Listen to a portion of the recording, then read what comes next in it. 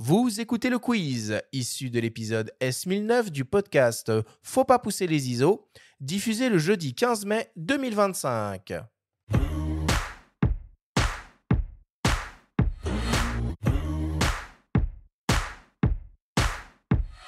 Romain, tu le sais, le principe du quiz est très simple. On a reçu des questions de la part de nos auditeurs qu'ils t'ont posées via notre compte Instagram. On en a sélectionné quelques-unes et tu vas avoir 30 secondes et pas une de plus pour tenter d'y répondre le plus clairement possible. As-tu bien compris la consigne ?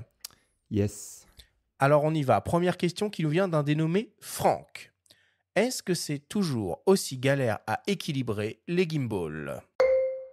Alors de moins en moins, ils ont vraiment fait des efforts là-dessus et c'est vraiment mieux. Encore une fois, j'aimerais qu'ils mettent des molettes de partout. C'est vraiment vraiment bien pour régler au millimètre. Ils l'ont déjà fait sur la plupart des réglages sous le boîtier. Donc moi, je voudrais qu'ils le fassent de partout, sur tous les axes. Et donc oui, c'est vraiment plus facile maintenant sur les récents.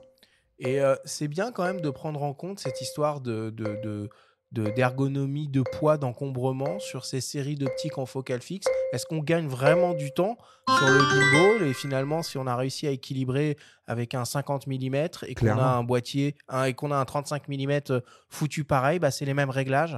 Clairement, c'est les mêmes réglages et surtout qu'il ne faut pas oublier que ces stabilisateurs-là vous laissent de la latitude, c'est-à-dire que même si on n'a pas fait parfaitement notre équilibrage, si on n'a pas fait parfaitement, enfin si le poids dépasse un peu aussi ou ça, les moteurs sont quand même très puissants, donc ça rattrape tous les mouvements. Donc oui, si tu changes l'objet et que tu remets le même à chaque fois, c'est donc le principe du Lumix des focales fixes, c'est parfait. Bon. Deuxième question qui nous vient d'un dénommé Brian. Est-ce que l'on peut imaginer le concept tout en un Osmo Pocket avec une config capteur optique plus balèze? Il parle de ça en sortie éventuelle, c'est ça, un Ouais, je modèle pense, qui... ouais, c'est ça. Ouais. Est-ce que Ouais, ça aurait du ouais. sens? On est Ouais, dans ça la aurait du sens. prospective là. Parce que comme on disait tout à l'heure, vu que l'image est perfectible, ouais, ça serait top, quoi. Ça serait vraiment top. Après, c'est toujours une histoire de place, hein. C'est toujours pareil, c'est le nerf de la guerre, hein. C'est pour placer un bon capteur, un gros capteur, il faut de la place. Troisième question qui nous vient d'une dénommée Noémie. C'est quoi le budget à prévoir pour une config totale en vidéo aujourd'hui? Alors, config total en vidéo, si on fait du run and gun, boîtier, objectif, on prend les deux stabilisés pour avoir la dual stab, un stabilisateur, donc gimbal, un bon trépied, des bonnes cartes mémoire. Déjà, on fait pas mal de choses. Après, moi, j'aime rajouter le slider pour les mouvements cinématiques. C'est vraiment le top du top selon moi. Voilà. Après, ça dépend toujours pareil des métiers, quoi. Le micro, la minette LED que je ne vends pas, mais voilà.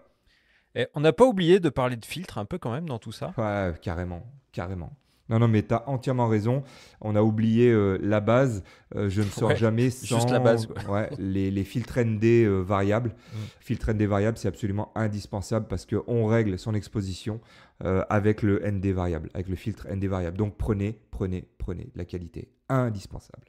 Romain, si on a un budget de 5 000 euros, on peut se faire une config totale ou Oui, faut prévoir clairement. un peu plus quand même? Non, non, clairement. Je pense que vraiment. En plus, non, mais les prix ont baissé sur plein de choses, notamment les stabilisateurs, le stockage. Pour moi, vraiment, ça a baissé. Quand on voit le prix dont je parlais tout à l'heure, 130 euros une carte SD 1 Tera, c'est la folie, quoi. Donc oui, c'est possible. Quatrième question qui nous vient d'un dénommé Didier. C'est quoi la suite en vidéo? J'ai l'impression que l'on atteint le niveau soleil là sur les derniers modèles. Bah, je suis un peu d'accord.